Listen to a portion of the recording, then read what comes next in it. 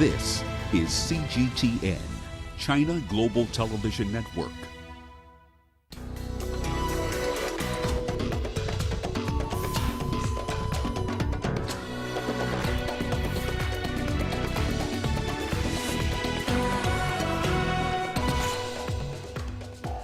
DRC President Felix Tshisekedi seeks to form a new coalition government. Polls open in Ghana with incumbent President Nana Akufo-Addo and former President John Mahama contesting the presidency. And thousands reported to be in need of urgent humanitarian assistance in northern Ethiopia. Hello and thank you for joining us on Africa Live. I am Peninah Karibe. Also coming up this hour, China's General Administration of Customs reports show foreign trade volumes rising in the past 6 months. And we look at efforts to empower the girl child in Nigeria amid rising cases of discrimination. Let's begin the hour in the Democratic Republic of Congo, where President Felix Tshisekedi says he plans a major overhaul of how the country is governed. The DRC leader has warned that he might be forced to dissolve parliament and hold fresh elections if he is unable to form a new coalition government. The announcement came after a fallout in a coalition with supporters of his predecessor Joseph Kabila, who currently wield a majority in parliament. Tshisekedi took over from Kabila in January 2019. But the president's room for implementing much-trumpeted reforms has so far been hampered by the need to forge a coalition with the pro-Kabila Common Front for the Congo. These consultations also highlighted by more than an overwhelming majority the rejection of a coalition between the Common Front for Congo and the Heading for Change. This sad conclusion comes after 2 years of tireless efforts and self-sacrifice to preserve the essentials within the coalition. Accordingly, I have decided to appoint an officer in accordance to the provisions of Article 78, Paragraph 2 of the Constitution. He or she will be responsible for identifying a new coalition with an absolute majority of members in the National Assembly. For more on this, Chris Chamringa joins us on the line from Kinshasa. Chris, it appears like a major political realignment could be in the offing in the DRC. What prompted President Tshisekedi's quest to form a new coalition government? Well, for the past 2 years, President Tshisekedi said yesterday in a live televised address that he has been facing a lot of frustration by the majority in the ruling coalition. The majority is composed of members of the Common Front for Congo. That is the coalition that's led by his predecessor, Joseph Kabila. And so he's saying that they have been blocking a lot of his reforms, frustrating him, disrespecting him. Like when he calls meetings, some of them decide to go to other meetings that are held by the former president, Joseph Kabila. And so he was very disappointed. He said these people were trying to make him a lame duck president, a kind of figurehead who doesn't have real power. And that's the reason that he said he has a very grand vision for the DRC, and he's frustrated because he doesn't have a majority in parliament, and every time he tries to bring in some reforms, they are blocked. So he said for the good of the country, they have to break this ruling coalition and bring in what he called a sacred union, a new outfit that is supposed to work for the good of all Congolese. So, Chris, what should we expect next? And also, what should we expect from supporters of former President Joseph Kabila? Well, what we are sure of is that there's going to be a legal challenge, first of all, from a number of lawyers who are saying that the manner in which this thing has been done goes against the Constitution. And members of Kabila's party have been saying right from the onset that they will not accept this to happen because there was an election in 2018 and they got the majority seats in parliament. So if the parliament is dissolved, that will mean that, they are all out of office, and they're saying they cannot accept this to happen. So we're just waiting to see. There have been a lot of tension over the past few weeks before the president made this statement yesterday, and there was a political leader from President Joseph Kabila's party who said that if this thing happens, then there's going to be chaos. So we don't know yet, but yesterday there was a lot of celebration along the streets of Kinshasa by people of President Tshisekedi's party and those who feel that this is a new dawn for the DRC. We're still waiting to see what will happen, but certainly it's the beginning of a long, drawn-out battle between the people from the camp of former President Joseph Kabila and those of the current President Felix Tshisekedi. All right, Chris, thank you for that. Chris Ochamringa on the line from Kinshasa. In Ghana, casting their ballots in a vote to elect a new president and members of parliament, more than 17 million people are voting across over 38,000 polling stations in the country. There are 12 presidential candidates. Among them is President Nairobi's main rival, former President John Mahama. Both candidates are boycotting the polls. President Biya has ruled the country for 38 years and has faced a precedented surge of protests since 2018. The government sees the poll as a step towards greater regional autonomy, but the opposition views it as an attempt by Biya to tighten his grip on power. Liberians head to the polls on Tuesday in a referendum aimed at shortening presidential terms. Some members of the opposition fear President George Weah will exploit the change to extend his stay in office. Weah, a former football icon and who is serving his first term, has denied the plebiscite as designed to keep him in power. Ballot papers will also Liberians hope repeal to the 1973 ban will help boost the economy. The ban viewed as hypocritical in some quarters. Many members of the American Liberian elite hold U.S. citizenship and are accused of wiring money abroad. Still, hundreds of thousands of other Liberians reside abroad, having fled war and poverty. Aid workers worry hundreds of thousands of people could be starving in northern Ethiopia. They say it is too dangerous to get food to the region. Persistent fighting, looting and lawlessness are being reported. We asked our correspondent Girum Chala in Addis Ababa what is being done. The government has been announced in order to provide food, shelter, and health services for the people who are affected inside the country and for the IDPs as well, the internally displaced people. It's working with the UN aid organization like UNHCR and UN OCHA, but it is still impossible due to the ongoing conflict in some pocket areas and also the communication barrier that is existing. Although partially phone services are returning to some parts of the region, it is hard still to provide the necessary and the necessities of these people. As you know, the United Nations has been explaining itself so many times before, saying that this humanitarian situation needs to be addressed as soon as possible, otherwise it can turn itself into a catastrophe. The government's position remains to be the same, that it is working 24/7 to provide these people the necessary amenities for them, and also not only for the people inside the country, it is also working to return those people outside of the border in Sudan to come back to the areas where they have liberated. As you know, most of Tigray is now in the hands of the regionals, the government itself. The regional force have been going away from most of the strategic locations. So the humanitarian situation must be addressed, but the government's efforts are not alone addressing this situation. The UN should help. The UN is still complaining, but we should wait and see. For the coming few days, perhaps things might change, but the situation remains to be dire. And staying with Girum Chala, let's now join him live from Addis Ababa for more on the developments in Ethiopia. Girum, there are growing concerns about a potentially catastrophic humanitarian crisis developing in northern Ethiopia. How is this being addressed by the government? Thank you very much, Peninah, for joining us here in the Ethiopian capital of Addis Ababa. As you've said, the humanitarian situation in the country remains to be a bit of dire because the government is trying to also address it.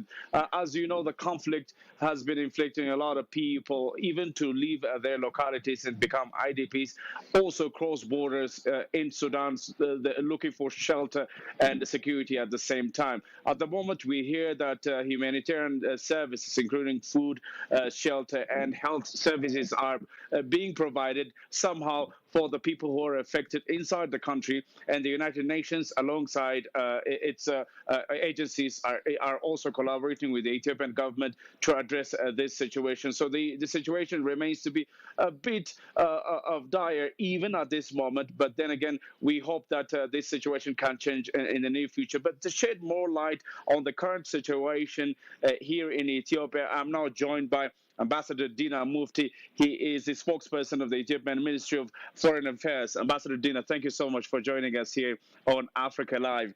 Let's just begin by talking about the way Prime Minister Abiy Ahmed is handling the current conflict situation in a northern part of the country. And how do you really see the whole situation at the moment? Thank you very much. Thank you for having the guest.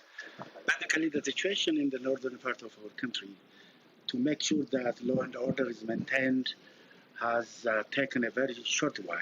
And the military operation is basically over.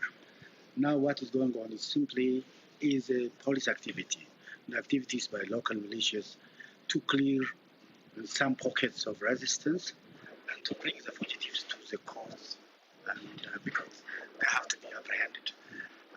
Otherwise, the humanitarian corridors are open. The humanitarian situation is being taken care of by the government. As you know very well, Groom, Ethiopia has an ample experience of handling the refugee situations, the people, the issues of the IDPs. We have been hosting close to 1 million people from neighboring countries, from nearly 26 countries. And therefore, we have an ample experience in handling these humanitarian situations. So this is what is happening. We're providing humanitarian assistance to the needy, and the corridors are open. The displaced are to be brought back home. Those who fled to the neighboring countries are also about to be back very soon.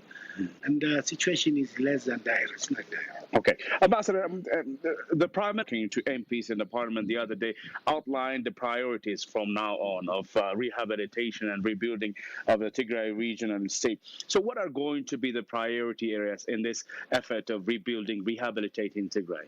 And that had been well explained to the representatives of the House of Representatives, actually, to the parliamentarians by His Excellency the Prime Minister. Now the military operation is basically over. It has been over. It has been carried out with minimum casualties. There had been hysteria. There had been a fear by the rest of the world that will take a toll, a human toll, but it was not the case. Thanks to the careful and cautious operations of our military guys and their leaders, that has been successfully undertaken. And now is the second or the third phase, which is the phase of rehabilitating the affected people. The phase of addressing the traumas is the phase of rehabilitating the people and bringing them to the normal life. This is what is going on. Hopefully we can succeed in this as well, as we have succeeded in the military operations. Otherwise, the police operations of bringing the fugitives to the law is also underway. Ambassador, final question in short.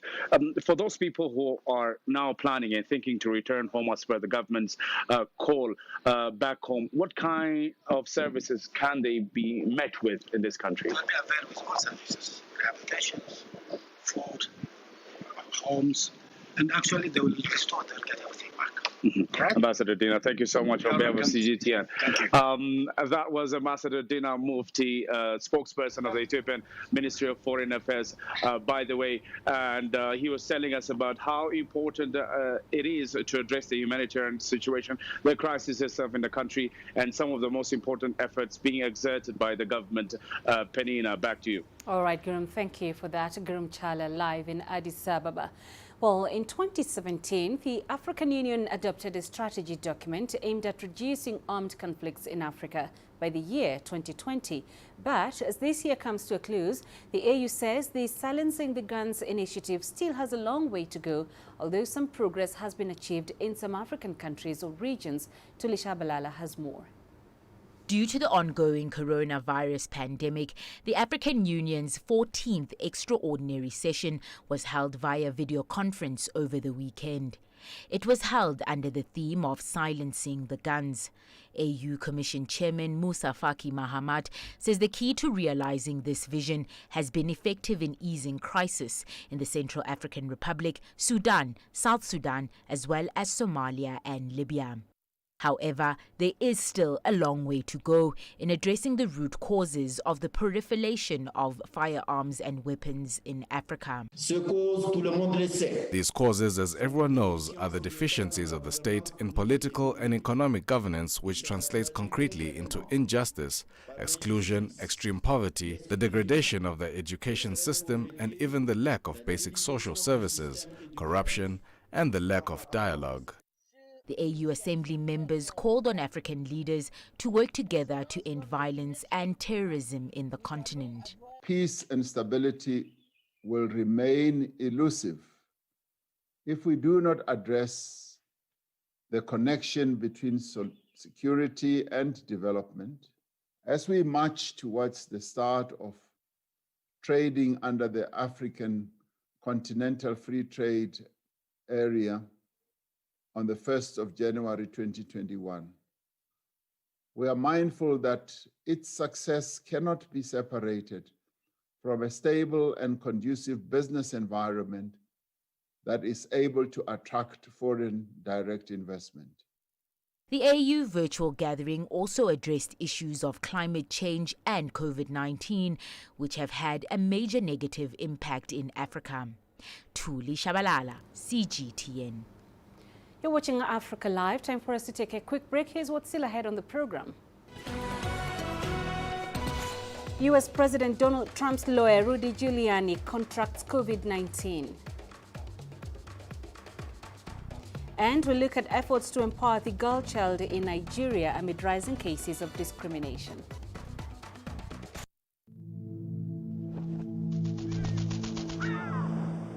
How will your world change today? What happens here? What happens there? Or what you make happen for yourself? If it matters to you, it matters to us too. Your stories are the stories that need to be told. Africa Live. Find your voice. I try to not let it affect me, but there are days when it does. I'm a human being, and to see patients in a hospital bed and their family members are not there, there's no one there to hold their hand, that human touch, you know?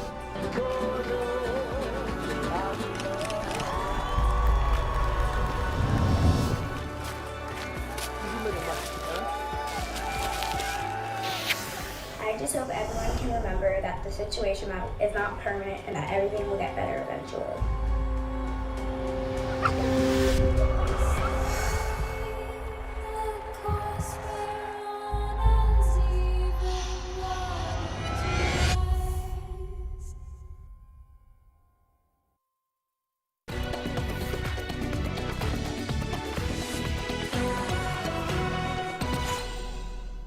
Another member of the U.S. president's inner circle has tested positive for the coronavirus.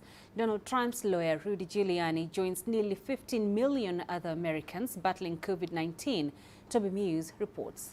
President Donald Trump's lawyer, Rudy Giuliani, has tested positive for the coronavirus. President Trump tweeted out the news Sunday afternoon. There are scant details on Giuliani's condition so far, but Giuliani is in the high-risk category given his age. A former mayor of New York, Giuliani has been spearheading Trump's campaign to overturn the election results in different states. Safety protocols amongst Trump's inner circle in the past. Trump himself was struck down with the coronavirus way back in October. Giuliani's infection is just one more number in a grim national outlook. On Thursday, the US recorded a record number of new infections for the coronavirus, only for that record to be beaten on Friday when 227,000 people tested positive for the coronavirus. Here's how Deborah Birx of the White House's Coronavirus Task Force describes the situation. This is not just the worst public health event. This is the worst event that this country will face, not just from a public health side. Yet, we know what behaviors spread the virus, and we know how to change those behaviors to stop spreading the virus. Senator Mark Warner said Democrats and Republicans could be close to a new deal on a new stimulus package. The new deal would reportedly be around $908 billion. That's more than Republicans had wanted to spend, which was around $500 billion, but much less than the original stimulus package passed way back at the beginning of this crisis in the spring of 2020. Toby Muse reporting for CGTN, Arlington, Virginia. Meanwhile, South Korea has seen more than 600 new cases a day for the past 2 days, and the spike has been in the triple digits for 30 days. President Moon Jae-in called for expanded testing and more thorough tracing today as the country faces its biggest surge since March. Moon said testing sites should operate longer hours and more drive-through facilities should be set up. Restrictions are being tightened in the capital, Seoul, and surrounding areas. Gatherings are limited to under 50 people. Religious activities, schools, and businesses also face new rules. The measures will last until the end of the month. Authorities warn there could be a shortage of intensive care beds if the current trend continues. Batches of the coronavirus vaccine have started arriving at British hospitals a week after the United Kingdom approved the Pfizer shots. Nearly 800,000 doses are expected to soon be in place when the immunization program begins on Tuesday. Our reporter Nicole Johnston has the latest. So as a doctor, this is a really exciting moment. NHS staff around the country at vaccination hubs such as this one we're here at today have been working tirelessly to make sure that we are prepared to commence vaccination on Tuesday. This feels like the beginning of the end, but of course it's a marathon, not a sprint, and it will take many months for us to vaccinate everybody who needs vaccination.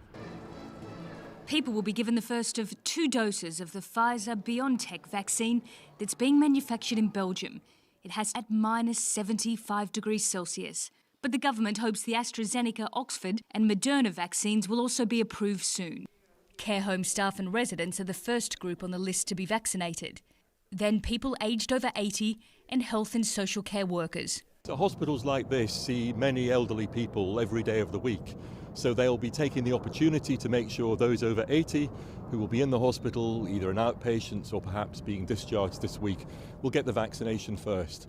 We'll also be working with local care homes to make sure care home staff who've been doing such a great job during the pandemic also get their vaccine.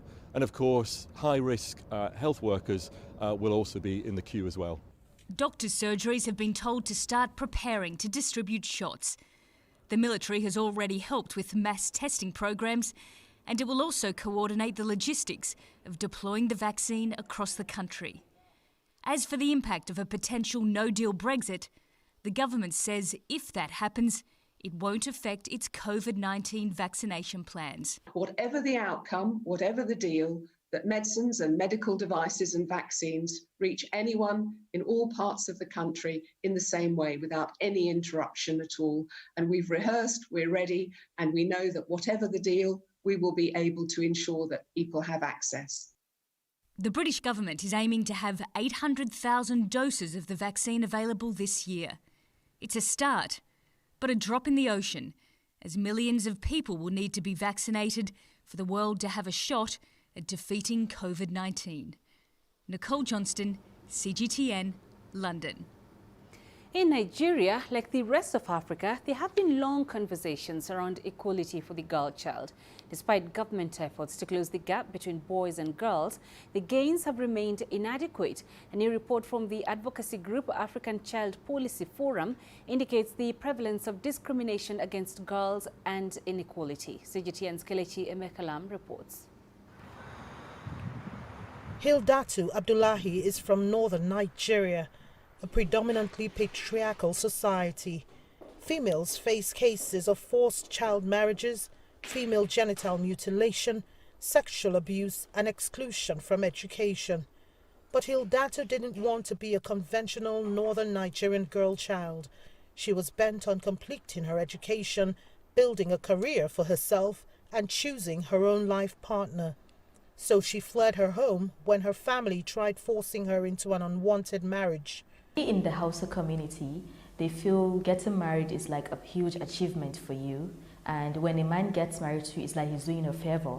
and which is very wrong. When you talk about being successful, you want to open a shop, you want to do this, you want to do that, the first question they try to ask you is, are you not going to get married? You're planning all this, when are you going to get married? Some parents will even stop their children from going further, from achieving more success. Hildatu was lucky enough to find a new path, but there are millions of girls from her region and across the African continent who aren't as lucky. A new report released by an advocacy group, the African Child Policy Forum, shows that girls are condemned to a lifetime of discrimination and inequality. There are about 308 million girls under the age of 18 in Africa, yet only 1 in 5 of them had access to secondary school.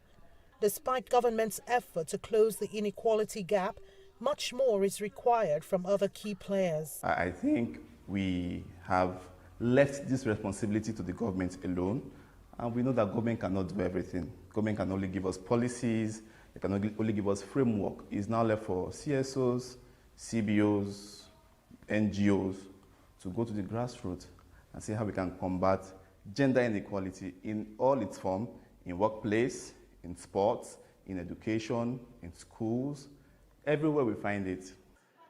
According to a 2019 World Bank data, 49.33% of Nigeria's 200 million population is female. However, factors like culture, religion, violence and poverty continue to drive a girl inequality gap in Nigeria. A McKinsey report projects that Nigeria's GDP could grow by 23% by 2025 if women are given an equal chance to participate in the economy. So girl and women rights advocates across Africa are urging governments to implement laws and policies for a more girl. 1 million people are voting across over 38,000 polling stations in the country. There are 12 presidential candidates. Among them is President Nana Akufo-Addo and his main rival, former President John Mahama. Both candidates are each offering plans to help the economy. And aid workers worry hundreds of thousands of people could be starving in northern Ethiopia. They say it is too dangerous to get food to the region of Tigray. Persistent fighting, looting and lawlessness are being reported. Coming up in business news.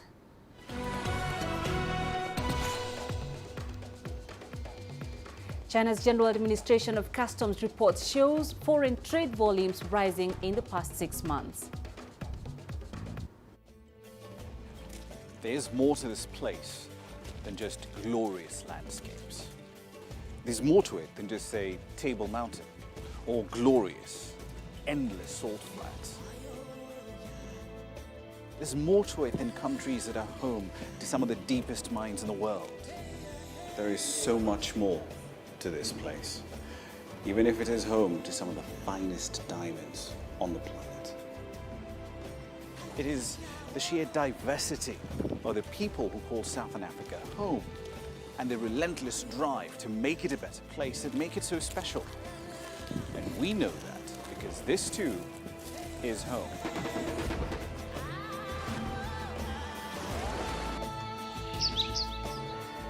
No one knows Southern Africa like we do. CGTN, see the difference.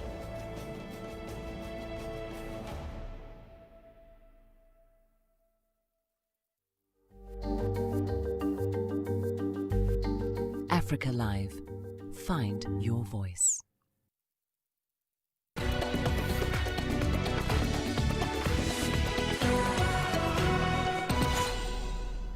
New numbers show trade with China continues to grow despite the pandemic. China's General Administration of Customs reports foreign trade volume has been rising for the past 6 months. In the past 11 months, it has reached a total of nearly $4.2 trillion.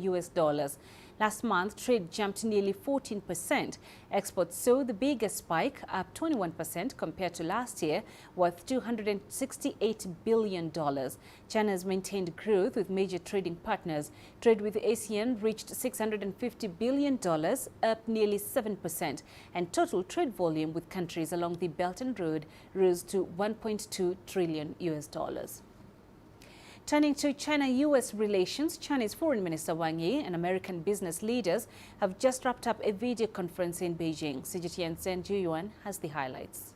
A key message from China's Foreign Minister Wang Yi: China looks to build a healthy and stable relationship with the United States. Wang Yi made a remark during a meeting with the business leaders from the U.S.-China Business Council on Monday morning. The two sides held a virtual discussion on China-U.S. trade and the future of business relations. Chairman and Chief Executive Officer of Cummins Inc., Tom Lindberger, gave the opening speech. He expressed hope that the upcoming U.S. administration as well as China would take steps to move the relationship in a positive direction. Foreign Minister Wang Yi echoed the sentiment. In your statement, I noticed you expressed the wishes on behalf of the American business community to develop positive China-US relations. In particular, I appreciate what you just said. Hope we can work together to bring China-US relations, the most important bilateral relationship, back on the right track. We stand with each other on this. Wang also reinforces that bilateral exchanges should be built on fair ground. Both countries should respect the differences in each other's cultural and political system. Wang also says China hopes the U.S. respect the international relations framework, and both countries can work on those differences through dialogue. Chen Ziyuan, CGTN, Beijing. Negotiators are racing to reach a Brexit trade deal ahead of a year-end deadline. Britain and the European Union resumed talks in Brussels on Sunday. Contentious issues remain, and the Irish Prime Minister puts chances of reaching a trade deal at 50-50. The return to the negotiating table followed an hour-long call on Saturday between the British Prime Minister and the European Commission President. Failure to reach a deal means trade next year will fall back on rules from the World Trade Organization. Technology is constantly evolving, and this means that what were once revolutionary concepts or skills can become obsolete overnight. In many countries, it's the youth who are more keen to create convergence between tech and everyday life. In Morocco, young coders have found a rare haven to advance their IT careers. Let's take a look. Morocco's 1337 campus is a dream come true for budding geeks. Conceived as a paradise of coders, phosphate manufacturing giant OCP decided to set up the campus by converting a disused factory in the central mining town. This was in a bid to address the country's severe need for tech expertise.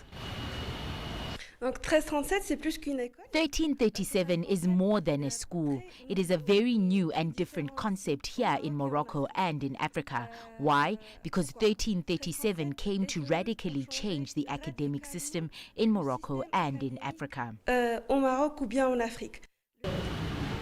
Tuition is free and students largely create their own curricula. It all happens on a 24-hour campus reminiscent of Silicon Valley, complete with a canteen, graffiti art on the walls, and game rooms offering swings and table football. Here you are free to come whenever you want to come to work. And the moment you walk through the door, there are no classes, there are no teachers, there is no school year, so everything changes. The moment you come to 1337, you are a student and a teacher at the same time. The institute, which ran its first courses in 2018, hopes to provide more space for students to hone their skills. Here I feel like I'm moving forward better and that I'm learning a lot. Above all, it is you who manages your own time. Here we study the latest trends in this field. For example, we have courses in artificial intelligence, system courses, security, web and graphics. So all the latest trends in the world can be found here. The name of the center comes from a system of modified spellings known as PEAK or 1337 5P34K, used by hackers and gamers to show their elite status in online communities. The institute works closely with 42, a French programming school created in 2013 by telecoms billionaire Xavier Niel and highly regarded in the tech world. The first thing you don't find elsewhere is that this is a goldmine of talent, and given the orientation of the startup in digital. Each time we are led to use new technologies and not necessarily those found on the market.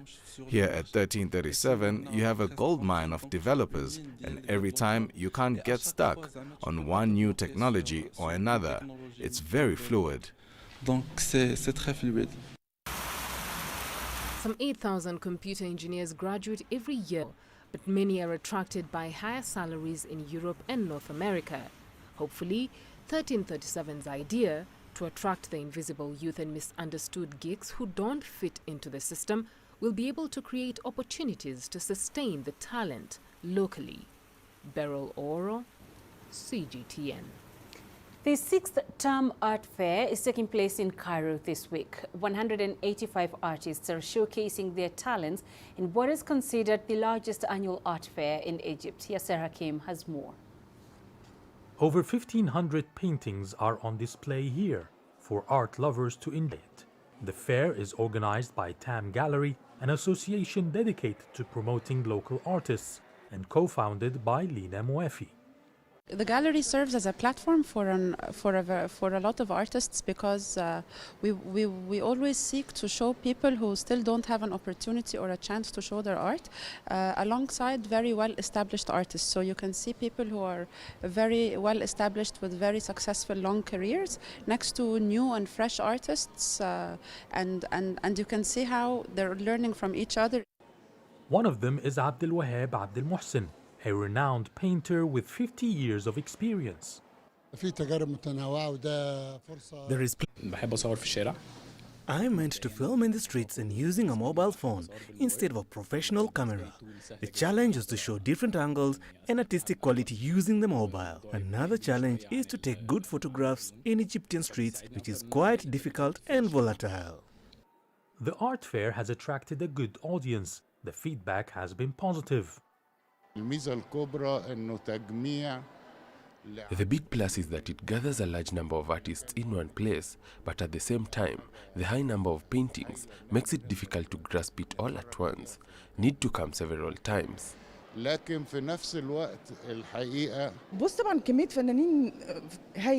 number of artists is great. It reflects how Egypt is rich in talent that is popular locally and internationally. I'm definitely planning to buy a couple of paintings. Going into its 7th year, the TAM Gallery promises to expand its activities as a route for upcoming talents into the art scene. Yasser Hakim for CGTN, Cairo. You're watching Africa Live. We've got more coming up after the break, including this.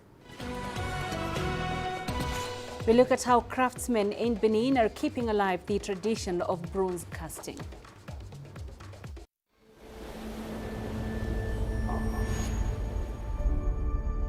How would you create your legend? On the fields, on the tracks, in the arenas of Africa. Were you born to be a player? Could this moment be yours?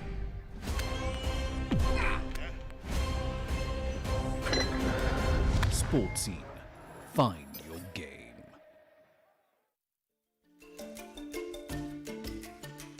Africa Live. Find your voice.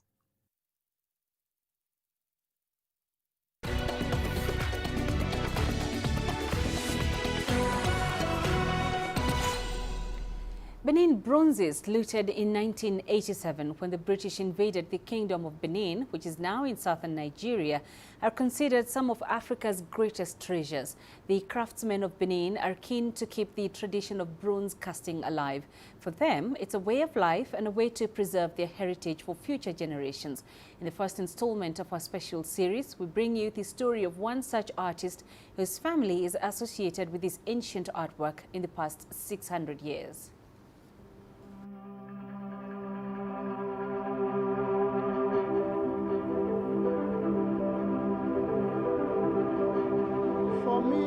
Casting is a way of life, and we are the one keeping those heritage.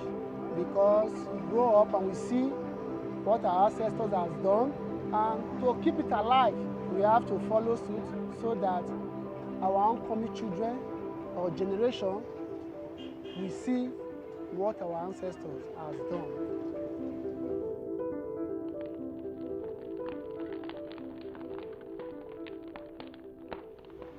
I'm Fred Ebuwa. I'm a bronzecaster. I'm from Benin, the home of bronze.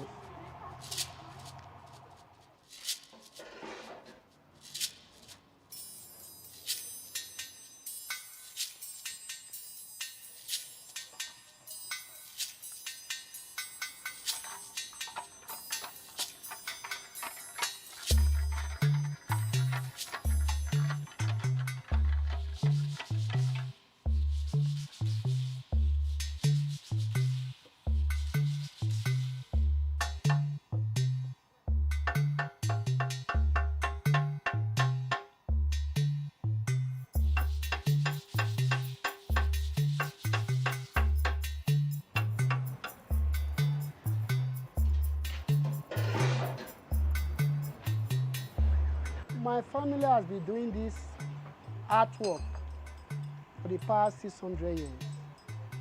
Right from the time of Obaewaye, it was not making money business. It was only to worship the Oba, to keep events.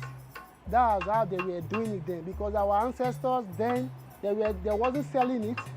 It had been taken to the palace and to some high-ranking chiefs as a souvenir, as a gift. In our ancestor days, it was just to keep an history, to keep events. Since the ancient Benin, there wasn't writing. They only give mark that so and so time this thing happened. Then the best way to preserve those history was through bronze casting.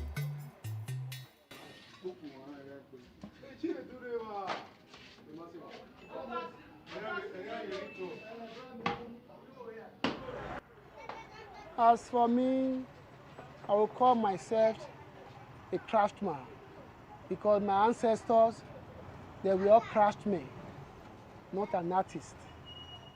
Everything a craftsman does is in his head. You don't need to draw. That's why if you see most craftsmen, they took time to observe things. Like me now, I'll be looking at the shape of my hand. I look at the shape of my hand. Why am I looking at it? If you ask me to mold a hand now, I don't need a sketch of a hand. I just memorize that which I have seen. I'll begin to mold.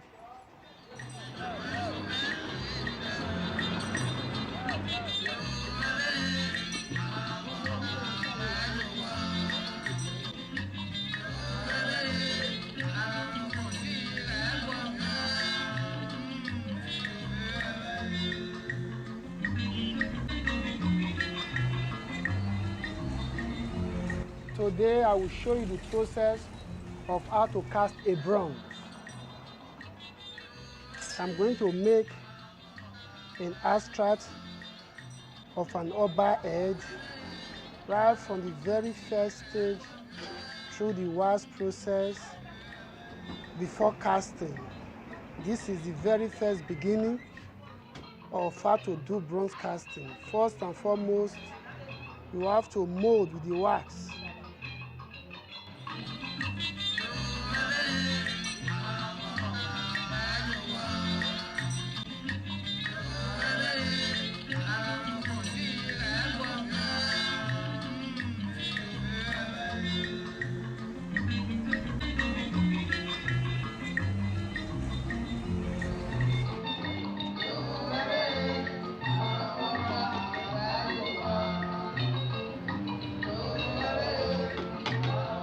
Okay, we are done with the wax modeling. We are moved to the next stage, of which is casting. Echo, why are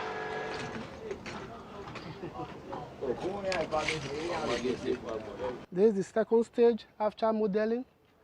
We have to cover with the red sand. Now, I'm prepared to bake.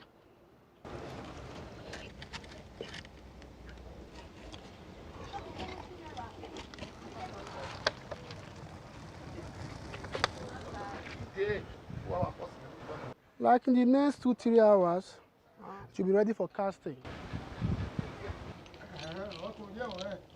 I've just set the furnace to melt the bronze. In 2 hours, all will be liquid.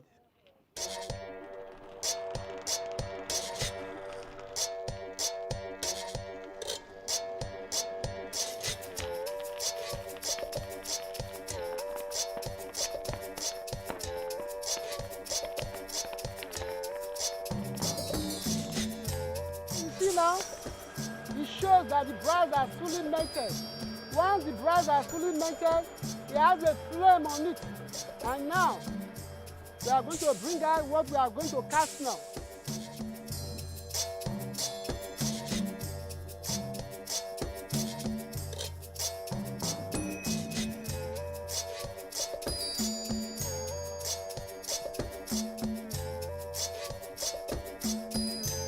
I'm doing the casting now.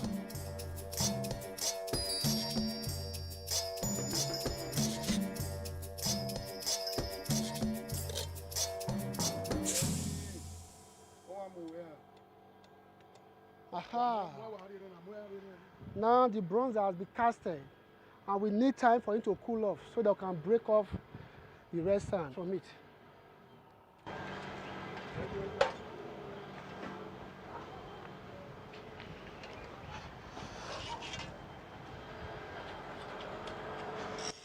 Now it has cooled down. We want to break and take to the next process, that which is filing.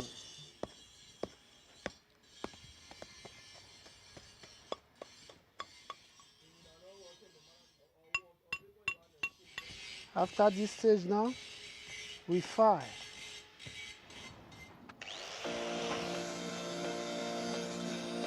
Where we are now, it's like everyone is really struggling in the street.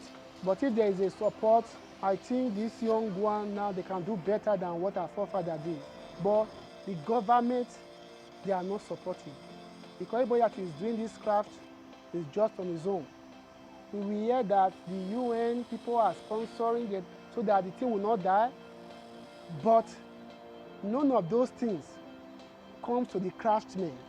For the fact that the government is not supporting, everybody is just trying to survive. That's even the reason you are not seeing the best of our artworks now. Because there are bills to pay, there are things to run. If one is bothered or troubled, you cannot see the best of him.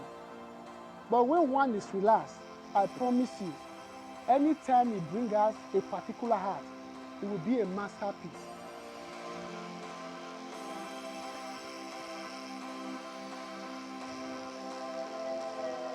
Here we go, it's ready.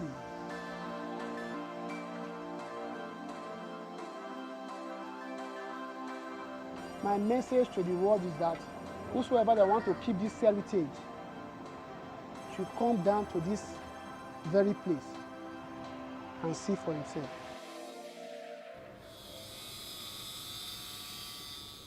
Coming up in sports. Tokyo residents worry about the Olympic Games as costs and COVID-19 cases rise.